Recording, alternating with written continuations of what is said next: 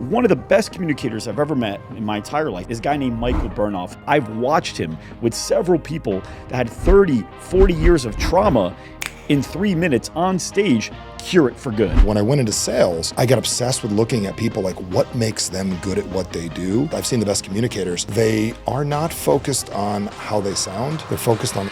So if you want to be better at sales, you got to be a better communicator. In fact, that's really what sales is just being an incredible communicator, somebody that can tie their problem or their desire to the solution, but be able to communicate it in a way to where the person believes it's actually their decision. There's this really interesting phrase that says, people love to buy, but they hate to be sold. But I don't believe that. I think people hate to be controlled. And so when they're feeling like they're being controlled, well, now they're not even focused on why they're there in the first place, which is, I'm here to buy this thing. That's the most ideal outcome is I came here, I'm hoping that there's a reason to buy this thing. And then all of a sudden it becomes, well, now I'm not wanting to be sold, and they're losing sight of it. And one of the best communicators I've ever met in my entire life, probably is the best communicator I've met in my entire life, is a guy named Michael Burnoff. And today we're going to be talking about how to use language and communication, such as NLP and something he created called HIT, to be able to help influence in sales and marketing. And just so you know, this guy's helped with much more than that. This stuff's so powerful. I've watched him with several people that had 30, 40 years of trauma in 3 minutes on stage cure it for good. And that's not an exaggeration. Anybody that's been to his events, you've seen it a few times because he does it like 3 or 4 times per event. So without further ado, we're going to talk about how we can use this powerful communication style in the sales and marketing world. So Michael, welcome to the Behind Gym Doors podcast. I'm excited to be here. Man, this is going to be a blast. I've gotten to know you, like 2 years? 3 years? At least 2 year. We knew each other prior, but the last 2 years we really got to it was like 2021. There's no of, and then spend time together. That's right. 2021, we met at I had an IV in my arm. Yep. It was like a cigar lounge that Joe Polish had us in. And you walk in and you're like, Michael. And I was like, yeah. He's like, Michael Burnoff, we met before. And I was like, yeah. And then next thing I know, we talked there for a while. Then we didn't talk for like a year. And then I had you speak at an event, blew my mind, and we just got closer and closer as just so you know, I wanted to spend time with you and learn from you. So a lot of it was a little selfish on my end. I think it's great. I felt the same way. Oh, awesome. So let's really quickly, before we dive into these amazing techniques that you use and this, I don't even know if technique is the right word. It's just a way of thinking about it and philosophy around it. Before we dive into that, I want to dive into when did you go from untrained, you weren't thinking about it. I'm sure you had some natural skill in it, just your personality, but how did you go from like, you know what, I'm going to study this? When did that happen? I'll give you the quick version right now for the show. So I grew up, as weird as it is, I was very shy. And this is a whole nother story. I don't believe that. Book. It is absolutely true. I was shy. I can't even. I was shy in a way, like if I didn't know you, I could like wing it. I could put on a show and whatever. But I'm the guy that outside of a birthday party, like I remember sitting outside, like took me like, had to take a breath. I had to go in, and I even like waited so long outside of a kid's birthday party. My parents dropped me off, and I remember this guy, Phil Caruso, another East Coast Jersey guy. It's a perfect name. Yeah. It was a surprise party. He actually showed up. The surprise for, because I'm sitting there waiting outside. Luckily, he wasn't that sharp of a guy. He didn't realize why I was standing in his driveway. Right. But that's how shy I was. And when I went away to college, the transition really changed. I went to Mesa Community College after failing out of ASU for a couple of years because I was not really good at school.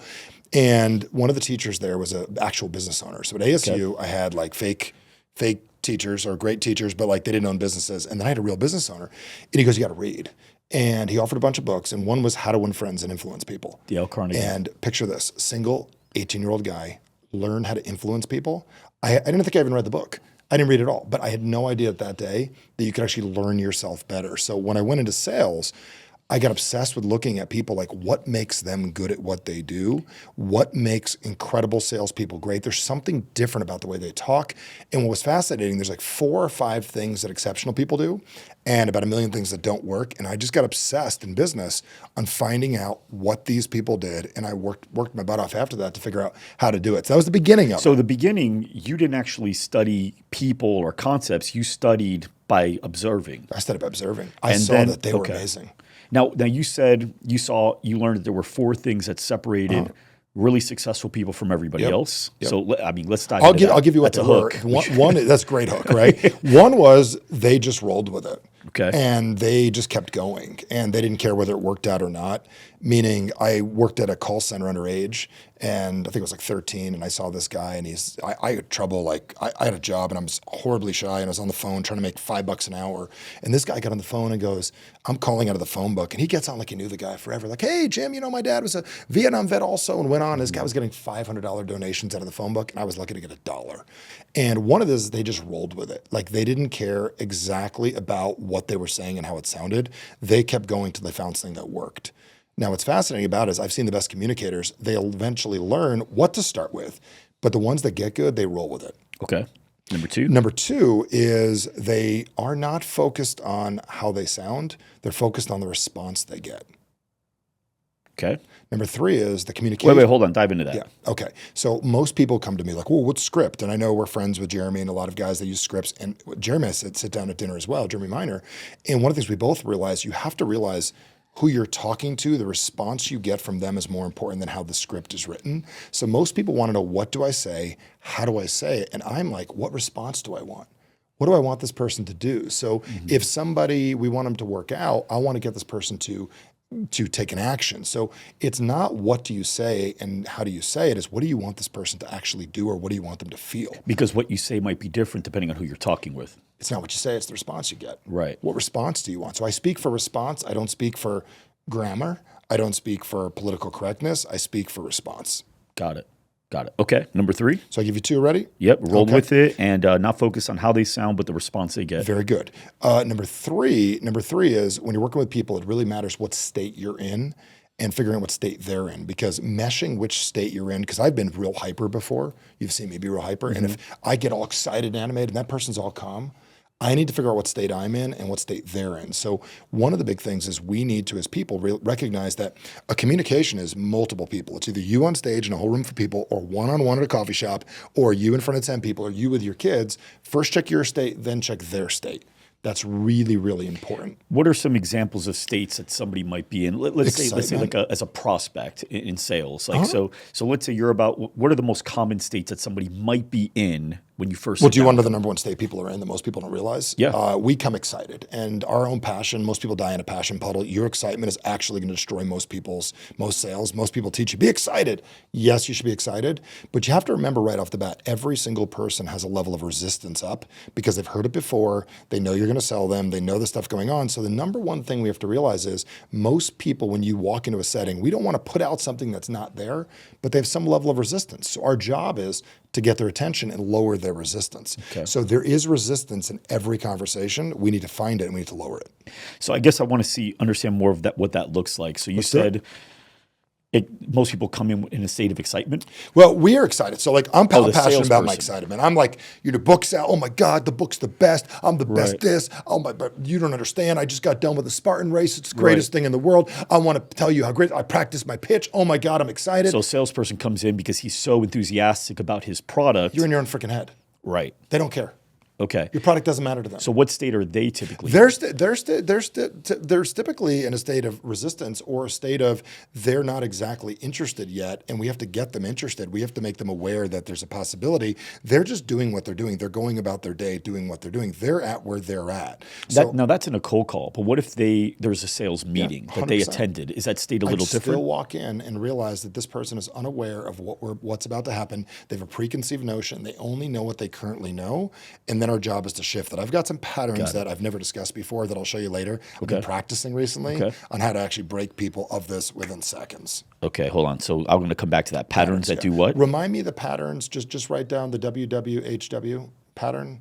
Okay, sounds good. I'll come back to that. All right, so number one was roll with it. Number two is not focus on how they sound, but the response that they get. Number three is the state that you, as the salesperson, and also that the prospect is in. Yep. Right. And the last thing is you have to remember the most important thing is that you're fully in control at all times. Okay. And I'll explain what I mean by that. Everything we say changes people. Every word we say, we're doing all of it. It's taking full responsibility and ownership for your communication, meaning that if somebody said, man, they're just a jerk or they didn't have the money, you did all of that. Meaning that there's a way to get across to everybody if you're willing to figure out how to do it and take the time. So I truly believe that incredible communicators are willing to figure out the way to get across to anybody, and they're willing to do things that are absolutely just not normal, not commercially, like just outside of the box, the strangest thing. So I've seen the greatest communicators I've ever seen do things you don't expect. What are some examples? I mean, you've seen me do it, you on stage. I will literally tell people, I only think this is going to help you like 20%. And they want it to help 100%. And if I can get you to 30, that's great. It's breaking somebody's pattern, saying something, turning a different way, switching chairs with them, doing something abrupt to change their pattern and break the habit they have. Because people already have the thing they were going to do. If you never showed up in their life, they were going to do what they were going to do that day. So enter you into a conversation, whether it is a phone call, a cold call, a meeting, an appointment, you're parenting, and then they have an idea of what's going to happen that day. Our job is to do anything different than they were expect to do. That is what an exceptional communicator does. It's interesting. We talk about pattern interrupts in sales quite a bit at our company, and one of the things that I like doing is interrupting from the very first second when a call comes in. So, when a call comes in, let's say you never had a job yet, but you've called companies for whether it's to call for a pizza or to see if the barbershop's open or whatever. So you've called a place, they've answered the phone. So I say, hey, you're going to work here. It's your first day. The name of the company is Loud Rumor. I want you to answer the phone. Yeah, I want you to answer the phone when it rings. So now the phone rings. How do you think the average person is going to answer the phone? Hello, Loud Rumor. Yeah. Or, hello, Loud Rumor, this is Mike. Or, Loud Rumor, this is Mike, how can I help you? Or, Loud Rumor, this is Mike, how can I help you today? Yep. It's something like that, right? But basically what it's saying is, you've called the right company, now tell me what you want. That's essentially what we're saying, right? You've called the right company, now tell me what you want. That's general. The prospect, the person calling, already believes that's what's going to happen, because when they call the pizzeria, when they call the barbershop, that's how everyone answers. Yes, I've called the right company, now tell me what you want. And so the most frustrating response that most small businesses get is, how much do you charge for, right? Because we don't want to answer that yet, because we want to deliver value. We want to make sure it's even a good fit for you. We don't even know exactly what you need. So we don't want to answer that so early. So what we teach is right from the beginning, hey, thank you for calling Loud Rumor. This is Mike speaking. May I ask your name, please? That's good. And now they go, Mike? Hey, Mike, how you doing? And now from here on out, we're asking the questions. How are you doing? Good. Awesome. Hey, really quick, are you a client of ours? No, we're not a client yet. Okay, no big deal. Where are you calling from? Are you in town? So that's now good. We've established leadership, and now we take control. But the only reason that happened is because we disrupted the pattern that, hey, thank you for calling Loud Rumor. This is Mike. How can I help you? Yeah, I just want to know how much you charge. Now they're in control. Now I'm having to answer, and they have to ask questions, and that's the only way it continues to go. So I like that you said that. I'm going to give you one little one to use. If you ever have an appointment set up, so let's say someone's dealing with a franchise, and they booked an appointment, and the person's excited. They call, the first thing out of my mouth, I always say, is perfect timing. Give people a win immediately. To see your face right there, everyone loves to know they did something well. So when would you use it? So let's say I taught this to a guy that we both know that owned a gym franchise. Yeah, I know what you're talking about. You know what I'm talking about. And people would book for the franchise call. And this person's about to spend $400,000 or $500,000, $500,000, whatever it is. And they'd call on the phone and go, the first thing is that, hello, perfect timing. What's going on, Jim? Do you know what I'm saying? Because we knew who the call was. Perfect timing. Because people want to know they're doing a good job. You can see your face right now, watching it here. People love hearing those words. It just feels right. If they walk into a location or something like that, perfect timing, you're here. My name's Michael. Perfect. You did great. Perfect. Right. Everybody's wants to be better. So those words break their pattern and make them feel exceptional. And subconsciously it feels right, right? Great. Like, oh, this feels, things are working out. Yeah. And it goes to a deep-seated root that we all believe that everything happens for a reason. Yeah. Those type of people, and the people that believe in a serendipity frame are going to be very much like, this is my guy. Yeah, I love it. Okay. So now you studied by observing people at first, and then eventually you started studying. Yes. And I know that you've created your own communication style. Yes. You call it HIT. Human Interaction Technology. Human Interaction Technology. And before HIT, there was something called NLP, which you also studied as well. And you got pretty advanced in NLP, right? So I guess, what is NLP? What is HIT? Are there differences between the two? Well, here's the deal. NLP, in order to teach it, you've got to follow all their frameworks, do all their stuff. You've got to follow, it's like a franchise. You got to do all the stuff they're going to do. NLP is fantastic. It's just complicated. It was built by two people with very much like almost engineer backgrounds and physicist type people. And have you read a book in NLP? Yeah, Richard Bandler. It's complicated. Yeah. It's very complicated. Yeah. And you'd read it and say, well, when X person walks up, why this happens. I wanted street level magic. I wanted Yeah. street stuff. So I, very impatient, and I wanted to invent my own stuff. So instead of following completely their system, I developed something that could work fast. So they would say this phobia cure takes 45 minutes. I'm like, I don't got 45 minutes. I have 2 minutes while this kid's crying on the floor, and I've got to figure this out. So HIT it's a methodology. It's everything that works when it comes to human beings interacting with each other. And the reason I call it a technology is anybody can learn it very quickly if they're willing to apply it. So it's how a human interacts. And they ask me, does it work on the phone? Yes, if there's a human involved. Does it work in email? Yes, if there's a person involved. Does it work on Thursday afternoon, text messaging somebody? Yes, if there's a human involved. So it's how human beings interact. It's about making life easier and communication faster and simpler. I love it. Okay. Now, it's a powerful thing. I'm imagining, I see it as a superpower. It is.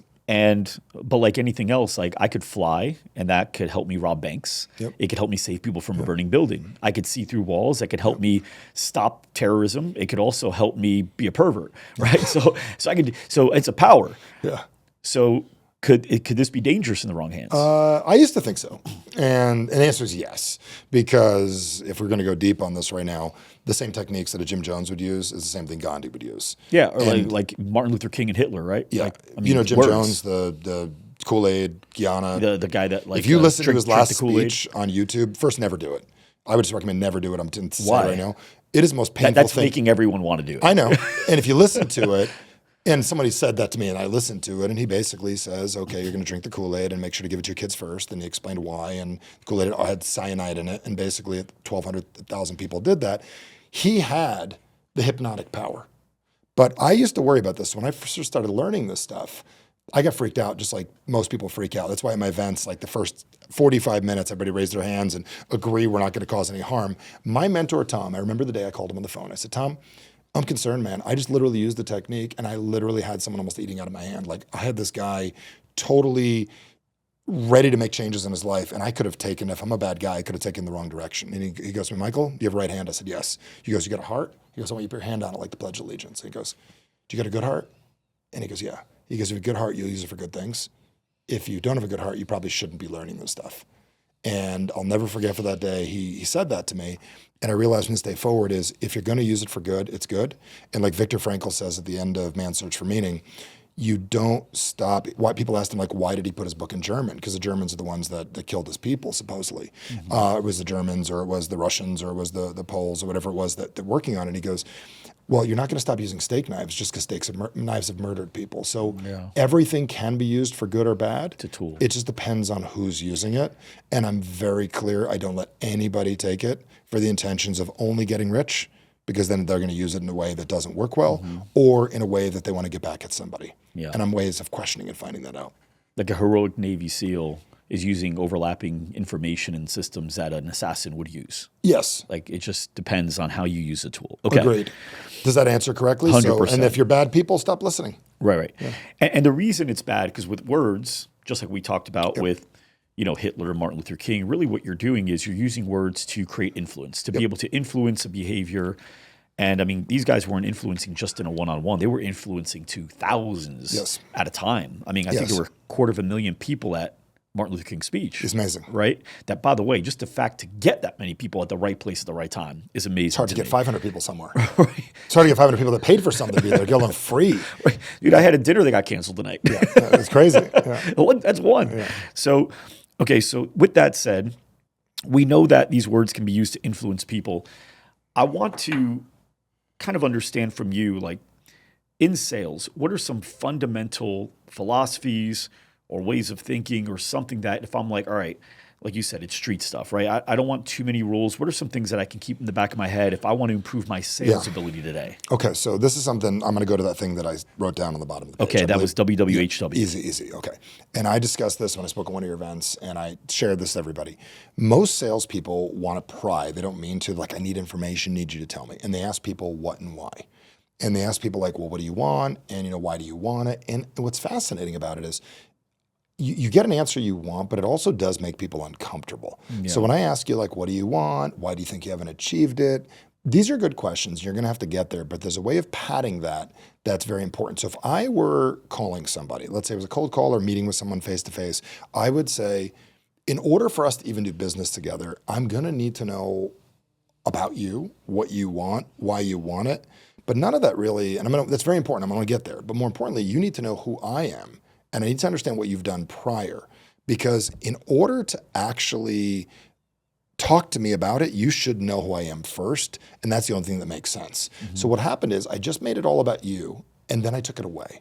So what I did is it's very simple. It's just the words why. I'm going to need to know what you want so I can see if we can even deliver it. And I'm going to need to know why you're here. But before we do that, you should really understand who I am and what we're doing. And I want to take a couple minutes first so we can see if it even matches up. So I gave you something, took it away. But then the magic equation comes in. And in the back of most people's minds, there's this half foot out the door. There's this feeling like I'm waiting for them to say something wrong or what could not work out. There's what's called a what if that people have in their minds. So the what if, everybody's got a what if. Is that the first W? Yeah. Well, that's the last W. That's the last That's the one. last thing. And the first is the why, the what, Got it. when, if you've done something in the past. And then there's the what if and the how. So this is very important. I'm going to say to you, but before we start, are you open to the idea, what if today was the day that this meeting was a step of you understanding yourself a little more? Or what if finally you found a way to get yourself healthier that you didn't know in the past?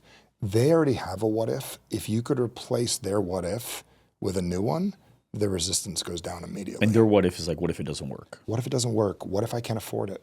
What if you picking up the phone and calling me and booking this meeting was more important than anything I'm about to share? What if us being here today was the beginning of something that we're going to talk about 10 years from now?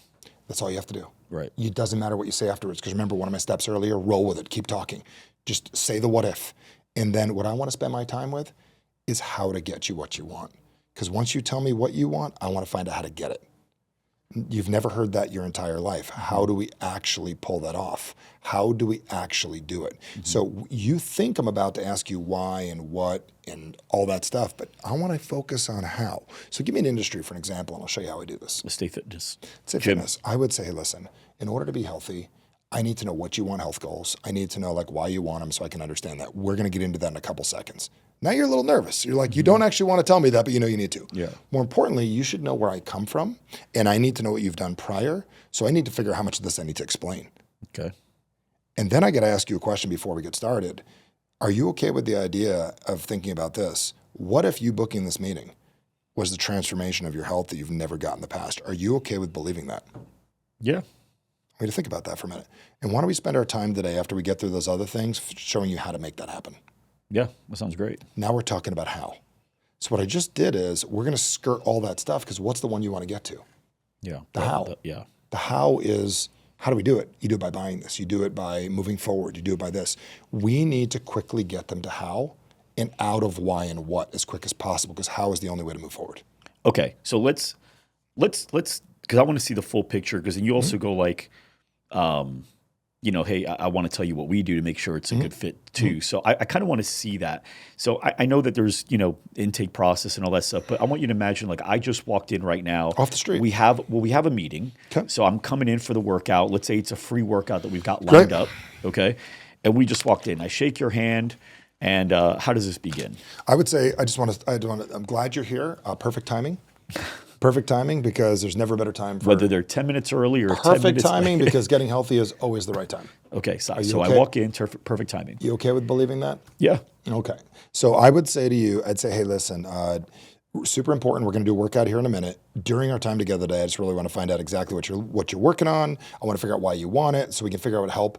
I don't know how familiar are you with what we do, and I want to go over that with you a little bit here in a few minutes.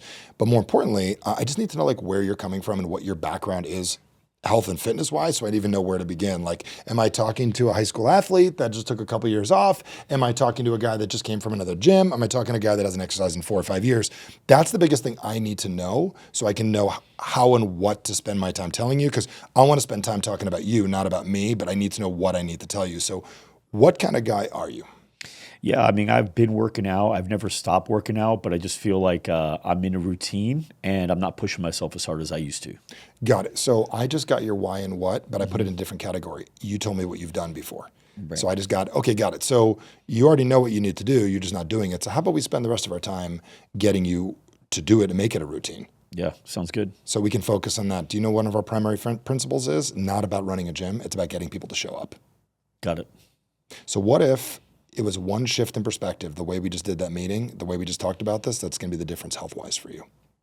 Yeah, I mean, probably would be. So let's do a workout and we'll talk about it afterwards. So I don't know the exact context because I'm not Right. physically in the gym and I'm a method actor, which means I usually like it for real. Yeah. This is a fake scenario, but I like to throw those words out there. And the reason I do that is every mind needs to know why, what, how, and what if at any given moment, because if not, you're going to fill in the blanks. We're like, well, why am I here? If I don't get you those words stimulated in your mind, then you never get your answer you were looking for.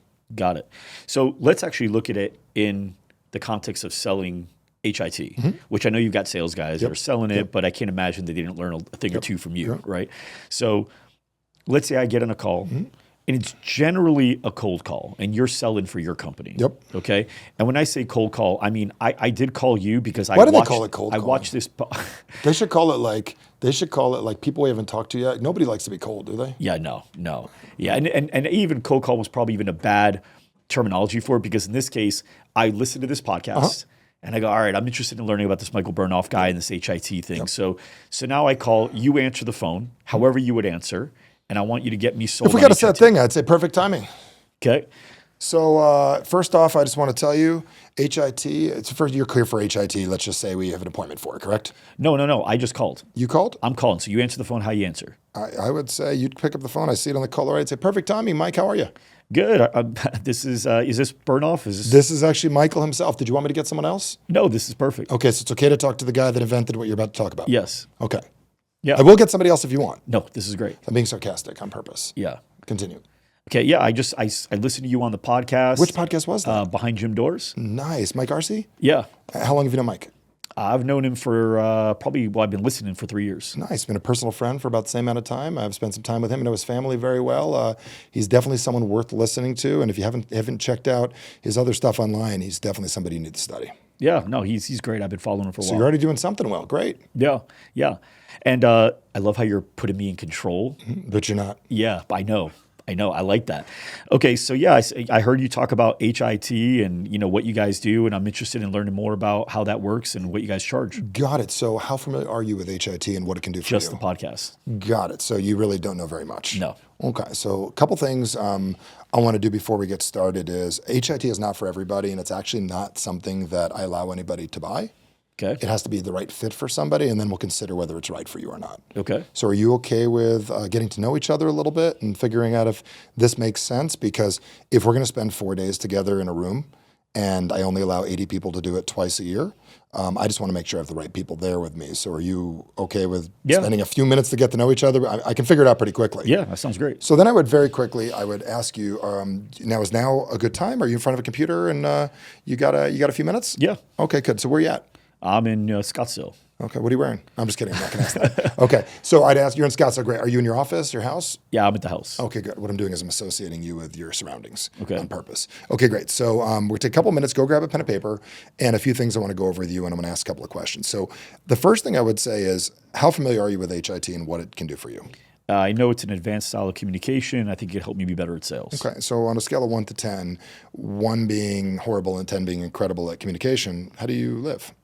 Probably a 3 after listening to the episode. Okay, and put in better context, compared to me and maybe Bobby Axelrod and Billions, how do you think you fare? Probably a 2 or 3. Okay, got it. So are you willing to get better? Yeah. Oh, yeah. Because I wrote the book Average Sucks for a reason. People that are not willing to get better are not people we're willing to work with. Right. And the reason I say that very, very clearly is right off the bat is a lot of what we're going to share with you is different than what you currently do. So that goes into a couple questions I'm going to ask. I'm going to ask about 4 questions, and we're going to know in about 5 minutes if this is a fit for you. By the way, you're hooking me, which I like. Yes. Because now I don't feel like I'm going to compare you to anything that I've currently seen. I'm going to pull that away from you completely. Yeah, I feel it. Okay. And the first thing I'm going to ask you is, how open-minded are you? I'm pretty open-minded. Okay, so let me give you what I mean by that. Is we do hypnotic language patterns. We teach unconscious mind reprogramming. Are you the guy at the end of yoga that can actually sit at the mat and actually take a couple seconds and try to visualize? I can if I want to. If you want to. Or do you want to get better at that? Yes. Are you actually enamored sometimes that people can actually do that and you wish you could? I don't know if I thought about it. I wish I could, but now I do. Okay. So wouldn't that be cool that the next time you go, you get to be one of those people that can actually go use visualization like top athletes? Yeah. That's only one of the things you're going to learn at the event. Okay. And the reason I bring that up is we've had people come to us before and they just want to learn sales and they only want to make money and they want to use it for business. So if you're only looking to make money and use it for business, which it will do, we don't want you to take the course. Okay. We're looking for a very specific group of people to work with us. So next question is, you're going to have to explain this to me. What would you actually use HIT for? Sales. I'm in sales right now. Is that all you want it for? Main reason. Okay, so we'll put that off to the side. I'm going to need another reason. I like that. I guess it'd be really And this good. is really true. This is not a sales pitch. I really do need another reason. So are you a family guy? Yeah, How's your relationship with your kids? pretty good. Okay, would you like it to be better? Of course. In what area? I feel like it's very surface level. Ask them how they're doing, how their day's been. You ever But pick up your kids from school? yeah. What's the response you usually give from your kids when you pick them up from school? Hey, Yes. Dad. How was your day? What do they say? Yeah. Good. Do they say, and then that's it? Did you Yeah. learn anything? What do they say? No, I don't. Yeah. Basic answers. Basic answers. Would you like to get past basic answers and build a bond where later on in life they want to hang out with you and spend time with you? Of course. So HIT is about people that really are committed to the quality of their life and they're committed to the quality of their communication, that truly believe that the way they communicate with the people around them makes life easy. So if you had a better relationship with your kids, do you think work would be easier? Yeah. So what if the big reason you called me, it had nothing to do with sales and it had everything to do with your life being easier and communicating with yourself? Because everybody wants to use HIT outwardly, and those are the people we don't let take the course. We work with the people that want to use it inwardly to make you better. So if you communicated better with you, how would your life be different? Probably be a lot better. You hold back on stuff? Yeah. Do you procrastinate? Sometimes. Would you like that to go away? Yes. How important is that to go away? Pretty important. Okay. And then the third thing I would do, to see where I'm going with this? Yeah. Third thing I'd say is, hey, listen, timing's everything. And I only do the course twice a year. I got one this time and this time. Do either of those work for you? Because if those dates don't work, conversation's over. And that works. And then the last question, I'm going to frame this in a very, very specific way. And I'm going to say, what do you do professionally? I'm a sales guy. Are you licensed or? No. Okay, what do you sell for? Gym. Oh, you sell for a gym? Okay. How long have you been doing that? About 12 years. You met other people that do it that shouldn't be doing it? Yeah. That put in the time, effort, maybe even got licensed or real estate agent that did it and shouldn't be doing it? Right. So here's my question for you. I think anybody can buy a course. And I think anybody can whip out a credit card and buy anything, but that's not what we're looking for. HIT is normally, I'll just give a number and I'll throw a number out there. And then I'll say, that's not my question, whether you can buy that or not. My question is, are you the type of person that could turn that into 30, 40, 50, 100 grand in happiness, better quality of life, more money? Or are you the person that's going to be, holy shit, what did I just do? Wow. And I'm thinking about the parallels of like, if let's say I am selling a gym membership, Yep. Going into like, hey, listen, this thing costs $300 a month, but anybody can spend $300 if they've got it. The question is, could you take that $300 and actually get your life changed with it? Yep. Could you actually be the person that goes, I spent that money, but look at where I've come? I think that's the biggest question. I don't even know if I'd call that sales or I'd call that literally being honest with somebody. But that's what sales. Well, that's what good sales. Good sales is bad honesty. sales is conning. Yeah, conning. Right? So it's honesty. Yeah. So when I'd sell gym memberships back in the day, I would teach people. I never sold them, but I taught gyms how to sell $2,000 a month gym memberships. Mm-hmm. And the first way they did it, they followed my framework. And my framework was simple. They sat down and said, I just want to be very clear. If all you want is a gym membership, you should probably go back to Google because that's not at all what we do. And now they're like, okay, what the hell just happened? Right. I'd say we're a small family-based business that works directly with your family to help you have a healthier lifestyle. So if you're selling to parents and stuff, I'd say, or selling martial arts, I used to do back in the day, you and I both did martial arts. I would say, if I'm selling martial arts, I would say, I want you to think of us more as a component that works directly with your family to help develop your child into what they're capable of being. So all if you want is martial arts, that's not what we do. We help your child feel more confident. We help your child be a leader. We get through the bullying phase quickly and effectively. We're somewhat a therapist from time to time. We help them get their homework done, and that'll be that. And then you get the teenage years. We get through all that emotional stuff, and by the time they're off to college, okay, they're already doing their homework, making things happen, and we make your house peaceful. So yes, you can get a membership for $100 a month. We are $450 a week, but the difference is we're here to help you build a well-rounded child with an incredible quality of life. I like it. Man, I really like the idea of like you drop the money, but it's not about being able to afford it. It's about being able to turn that into something that's way worth. Like you put it on them to be able to say that this is going to turn into something significantly more. Yes. They have to say it. Yes. right? When 'Cause somebody, because I would have to justify it, right? Like and that's one of the things I've actually learned this in a. It's funny that we're talking about this now, but I was just at a workshop on Friday, and really great workshop, a lot of really great entrepreneurs that were there, and they had us, kind of do a worksheet where we had to work through like some of the things that we believe are in our way and how we're going to overcome them. But in my head, this made all the sense in the world. And then all of a sudden they said, okay, now what we're going to do is we're going to go around the table and you're going to explain to everybody what you wrote down and why. And now all of a sudden this didn't make as much sense to me. And the reason it didn't make as much sense to me is because now I had to justify my reasoning. yes, And as I was thinking about what I'm going to say, I'm like, this sounds weak. Like immediately I'm thinking this sounds weak. I'm scratching it out. I'm putting some different stuff in. So I think like your thoughts are one thing and you can have a container for your thoughts. But once you have to justify it to someone, it's a whole different game. And that's really what you're doing is can you take that $300 and can you be the person that would turn that into a truly transformed life? Are you that type of person? and then you list all the things. So you would, because here's the deal. I'd say when I hand someone my book, I'll be at an airport. I always bring 2 books with me, and I recommend you do this. Bring 2 books with you every trip you go on. I always bring 2, and I always tell them I bring 2. And I ask them, they like, oh, nice shirt, or they get to know, hey, what do you do? I'm an author. I say, do you read? Do you like to read? If I give you a book, will you read it? Those are 3 different questions. And then I hand them one, and I say, some people do it, and some people don't. Do you know what I'm saying? Will you really read it? And what's funny is I'll come back to the airport. I'll give them away in the lounge, and I'll see a person there that worked there. 2 weeks later, they're reading the book still, and they're interested. If you just give someone a book, nothing happens. But if you ask a series of questions, you get a different response out of them. So when I say to you, very, very simply, this is just sales, this is everything in life. If I give you this book, you should walk into a bookstore and you shouldn't say, when I'm about to spend $25 in this book, will I turn it into $5,000? And happiness, better quality of life, a friendship, a conversation. Somewhere in the next 5 years, every book that you buy, you never know when that book right there, I'm going to take one quote out of it, I'm going to share one of your laws out of your book, and I'm going to be at a dinner table with somebody. I remember that's how I got Max. I was literally talking to Max. You came up with something right out of your book. Who knew how that was going to help? So if you throw the scenarios at them, that every dollar you spend, everything you invest in, give it the different things it can create. Wow. Man, okay, so I got couple more questions I want to dive into. As a salesperson, we understand the thinking behind this a little bit better now than we did 30 minutes ago. I think the brains are going. Yeah. I have certain words that as a salesperson I avoid saying because I believe it injects weakness and uncertainty. Are there any words that you personally recommend people avoid saying or using sparingly if they don't know how to use them strategically? The word think's horrible. Think is just horrible. So talk to me about when that. you say think, it makes someone think. I want you to think about this. You make them go in their head. Yeah. Here's something I know. Here's something I want you to know. Here's something I want you to do. See, when I do hypnosis and I work with people, I want them to think. I want to overload their mind. But if sales, I want to create some clarity. So, but, maybe, sort of, kind of, I call it loser language. Right. Creates gray. Sure is like flip somebody off. I'm from, you want to go to dinner night? Yeah, sure. You know what I'm saying? I hate that word. It makes me disgusted.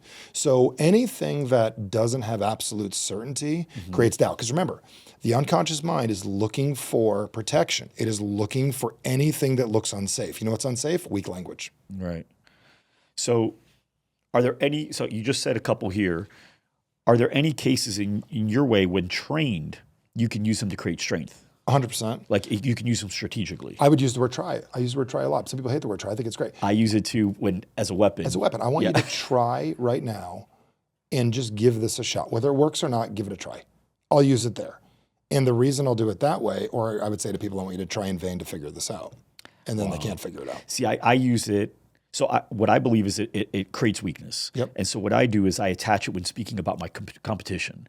So I might say something like, so where were you before? I was over at this gym. ABC gym. Oh, okay. What kind of stuff did they try with you? Well, they did. We did like burpees every day. Okay. And so they tried doing burpees. Yeah. What else did they try? We did wall sits. Old school gym teacher. Got it. And how was that for you? So that now I didn't enjoy it. Right. Yeah. Did you try to? Not really. Yeah. So can I tell you what we do here? Mm-hmm. And so now what I want to do is create the separation. They tried stuff and you tried stuff there. And in here, we do stuff and you'll do stuff here. So I use it when wanting to create a weakness to those people because they kept trying. Reassociation. And we don't try here. We do. That's really good. Yeah. So that's interesting because, but I'm interested in seeing how many other words can fit into that because I haven't practiced it with many others. There's a lot of words that you can use that are very powerful. I will tell you that our job is to create the bounce back and forth. This is a whole nother topic, but this is like my HIT stuff. You have to bounce between clarity and confusion in every conversation.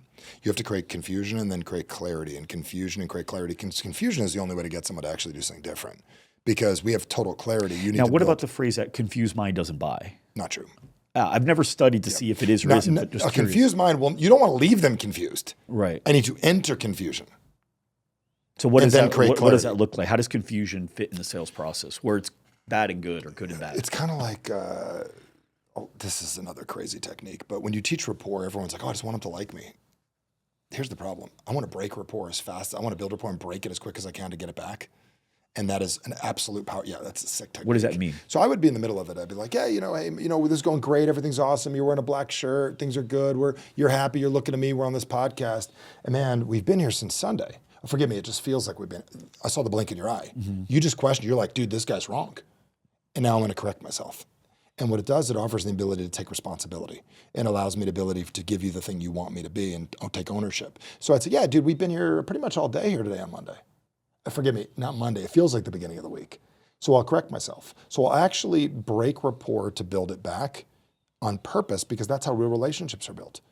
Really? So are there other examples of how to do that? All the time. Math. We can make mistakes, man.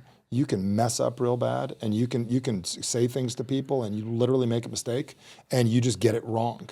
And if you get it wrong and then get it back, but you don't want to do something like wrong. Like I don't want to call you the wrong name too often. That's a whole nother technique. Yeah. If you want to dismantle somebody and you have a problem person in your gym, you call them a different name. Do you know that technique? Mm-hmm. No. I'm going to show you. This is like CIA level stuff. So I would walk up to you if I needed to dismantle you, which means that you were a problem at the gym and I needed to remove you. I would walk up and say, Mark, right? No. What would you say? Oh, it's Mike. Actually, it doesn't matter. So anyways, I have a conversation with you. The second I said it doesn't matter, I took away what Dale Carnegie said, the most important thing is our name. I would never normally do that to you. So if you ever need to dismantle a conversation. Wait, hold on. I don't feel like I understand that one. That one I'm a little lost. So let's work with me when it would work first. Let's go. Okay. So let's say someone has a problem with somebody. Tell me someone has a problem with someone. So maybe I'm upset that the schedules were changed. Where? In the gym, like now the class I like going to. What's the name? What was who? Let's say you left the gym, and I want you to not like that other gym anymore. So tell me you came in about the gym you didn't like. Oh, okay. So I was talking about I was saying our gym, the gym that you run. Mm-hmm. But okay, so the last gym, ABC gym, they changed the schedule, and now the class I like going to is not available. Got it. So DFG has not done good things for you. No. Okay. Now you're going to say no, it was ABC. You're going to correct me, correct? Right. Oh, I get what you're saying. So yeah, ABC. If it was a real thing, it doesn't really matter what it is. Right. I just made it not matter. So the second we just unclarified it. So what happens is someone's like, gosh, my brother-in-law told me these things don't work. What's your brother's name? You'd say Jeff. And then you'd say Jeff. And then a few minutes later, you would say very simply, yeah, and this goes against what George said. And you'd say, I think you mean Jeff. Forgive me. It doesn't really matter because we're solving it. That's interesting. Wow. I do get what you're saying though now, because what you're doing is you're getting them to pay less attention to the details and focus more on the real thing that we're here to solve. Yep. So, I've walked up to clients that thought I couldn't help them and I'd call them the wrong name on purpose. Which, by the way, I'm thinking about that even like with disagreements I've had with my wife, right? And you're disagreeing on this one particular topic and then one little detail comes up and now the disagreement's about that detail. Yes. Right? And it's like, well, how are we here? And whereas we could be here, same thing, I make a mistake on a detail, and if she were to correct me, I could be like, I know, it doesn't really matter, right? So the idea is it comes back to the main thing that we're here for. You can shift it. So let's what's your brother? Do I have a brother? Yeah. Yes. What's your brother's name? Steven. So you can be in the middle of a fight with your wife and go, Steven, forgive me, I feel like I'm arguing with my brother, but I'm really here with my wife. I don't know if that'd go over well. It would go over very well. Well, okay, yeah, I get what you're saying. But because now you put the argument on who? Steven. Right. Careful using it. Needs a lot of confidence. I got to work with you on that one because I'm not going to use anything on my wife. Don't use any of that. Nope. But you get the concept, right? Yeah. If you're arguing with somebody, you could say, Steven, forgive me. I literally felt like I was arguing with my brother, Mike. Forgive me. Just like that's. I just want to get away from anything like that. You see my hand? Away. Got it. And I want to talk with you. This is advanced. Okay. Man. Okay. Last thing I want to dive into, and then we'll close up. So I've watched you take people that literally had 30 years of trauma. Yep. Like one person, the one I remember the most, she was saying that she just got through, or not just got through, she got through years ago, a traumatic divorce. Okay. And she was like, yeah, I went through a traumatic divorce. And you were like, no, you didn't. And I don't know if you got there that fast, but you're like, no, you didn't. And she was like, yeah, I did. He's like, okay, tell me about your traumatic divorce. And she started talking about how traumatic the marriage was. And you're like, yeah, I'm talking about the divorce. Talk to me about the traumatic divorce. And then she basically said, no, the divorce was just, yeah, we just got a divorce. That was it. Okay, so you didn't have a traumatic divorce. You had a traumatic marriage. And then you made a good decision to get divorced for your life, your family. Yes. Yes. Okay, so why you keep telling the story that you had a traumatic divorce? You never had a traumatic divorce. And Then her head spins. her head's, yeah, she couldn't, now she started really questioning her stories. And then you started really challenging her on, see how easy it is to tell the wrong story. And now she's questioning her own ability to understand and tell a story. That woman wasn't even her. I don't want to say the husband's name just to put not to put that person out there, but let's say, and it's not, the husband's name was Nick. Her ex-husband's name was Nick. She couldn't even say his name. She was trembling just saying his name. Yep. And once you, in 2 minutes, did that with her, you said, okay, just so you know, I'm going to call you Nick for the rest of the weekend. And she was like, oh, no, don't do that. And he goes, it's okay, Nick. And she started laughing. And you called her Nick for the rest of the weekend. Yep. But I checked in with her like 2-3 times. I was like, hey, like throughout the next couple of days, like, hey, how are you feeling about this? She's like, it's crazy. Like, I thought once I get back to the hotel, it's going to be a problem. She said, as I was in my bed in the hotel, I was wanting to get back to the place where I hated Nick, and I couldn't do it. I couldn't get there. And I was like, why? She's like, I just see it different now that I can't unsee what I saw. And I was like, dang. And I checked in her again the next day, and she was dancing on the stage. So I think what you do is brilliant. The question I've got is there an overarching philosophy of how to be able to get somebody to reframe something so big, so deep rooted? First, number one is don't go there with them. And we're trained socially to like, oh my God, are you okay? Like a kid falls, they bust their face open, their 2 teeth are missing. What does every parent say to that kid? Are you okay? Of course they're not okay. They're freaking bleeding, right? You walk up to them and go, hurts, doesn't it? Right. And then they're like, it does. You know what I do when I'm hurt? I stand up, I walk it off, and I, put my teeth back in, whatever it is. You know what I'm saying? Yeah. And so number one is when they say the word trauma, I don't get phased. They tell me I was in an armed robbery. I was in a hostage situation. I was shot. I was this. And I go, okay. And I just let them tell me, because everything that's already happened is only pictures, sounds, and feelings. My job is to change the pictures, the sounds, and feelings as the words. She had a word, let's use the name Nick. She had trauma, which is a ridiculous word. There's no such thing. I mean, there is such thing as trauma because that's what therapists call it. How we hold our pictures, sounds, and feelings is what creates trauma. Do you understand that concept? Yeah. So if I put it in first person in my brain in color and I make it really loud, I have trauma. I also have positive trauma too. We all have, like, trauma just means I picture it all the time and it's impacted me and it changed something about me. Mm-hmm. So what I do when I work with somebody, I just realize which picture, sound, and feeling am I dealing with? So I hear quickly, and I could be wrong. Remember my first step, just keep going until something works. Mm-hmm. Okay. I very quickly would say, she has the word trauma associated with divorce. What if I move that? What if I move it somewhere else? And then I have her tell me about it, and I have her start questioning it. The second somebody questions something, things change. Like, let me give you an example. Have you ever been in a car accident? Yeah. Do you remember it? Yes. Okay. And when you think about it, do you picture it in first person, or do you picture it happening, like, do you see Mike driving down the road? First person. Yeah, right. Okay, cool. Yeah. If you had to, could you picture yourself in the back seat of the car watching you? Yes. You could. Yeah. And could you picture, like, right now looking at it, like we're watching it on a screen? No. Okay, what if you had to? I could. Okay, so if you did that, which is more intense? Picturing it out of your own eyes or picturing it on a screen? My own eyes. Okay, cool. So probably now that you're seeing it on a screen, it's not as bad. Now, if I asked you to very simply make it still, like make the picture still, like it's not moving, and make it still, could you do that? Yeah. Okay, so make it still. Make it black and white while you're at it. Okay. And this is the only thing I need you to do to get you to alter the picture. What I'm going to ask you to do, Mike, just for a second, I want you to imagine you had spray paint in your hand. And I want you just to put one little you pick right or left, up or down. I want you to put a little bit of whatever color. You pick a color. What color? Red. I want you to put a little red spray paint somewhere on the picture. Can you do that? Yep. Could you put a little more? Yep. Maybe a little more? Yep. Can you make a frame around it? Yep. Could you put a dot in the middle? Yep. Dot in the middle? Yep. Maybe a little circle underneath. Make a smiley face? Yep. What's funny is you've just altered the picture. What's funny is you can't picture that car accident the same way ever again. I just altered the picture. When you alter the picture, it refiles in your brain different and changes the emotions. So if you're watching, people say, what's more powerful, picture, sounds, or feelings? Always sounds, always words, always. Because when you watch a horror film, it is not scary until you put a word to it. Someone, a slasher film, like, oh my God, what are they doing? They're going to stab somebody. It's only scary when you say they are stabbing someone. If you see it, in order to understand it, you have to use words. So our job is to use words to change what's going on. Okay, so for everybody watching or listening, just so you know, this could be a hard pill to swallow. And the reason it's a hard pill to swallow is because it sounds too easy. But what I will tell you, I will say this, Michael, if you and I were sitting here right now and you were telling me this, I would go, it's not that easy. It's not going to work like that. It just did. It did, but I still would doubt because I'm in the position, I'm in the podcast, I wonder how it's going to be later.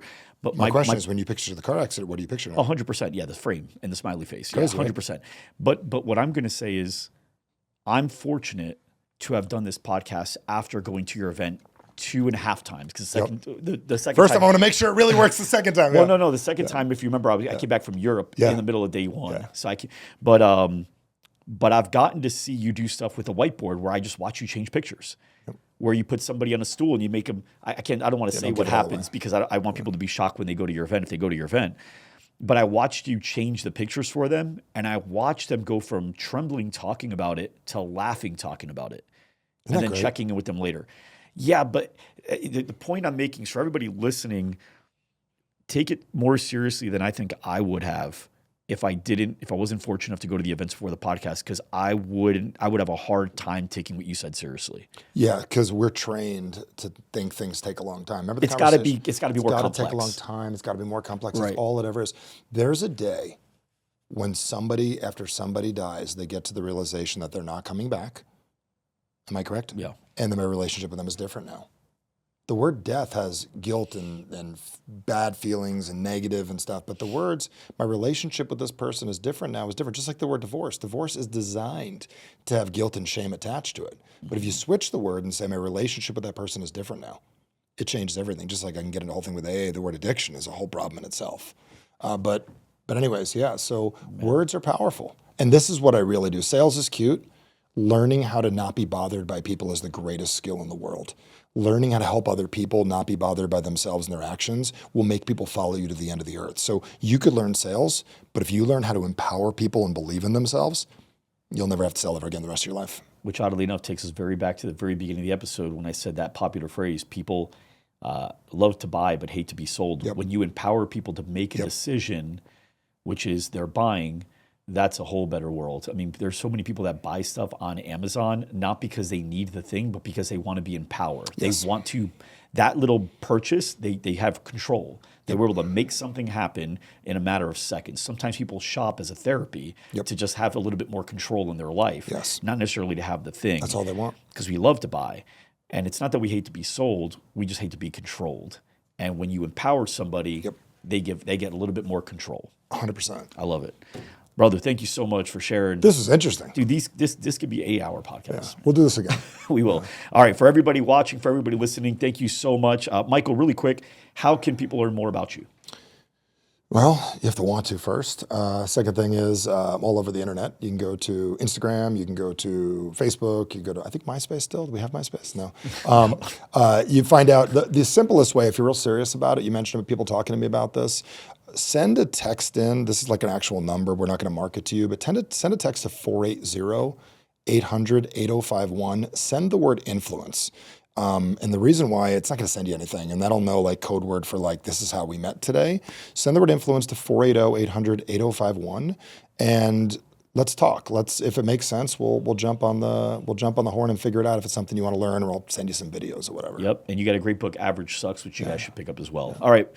Thank you guys so much, and we will see you next time.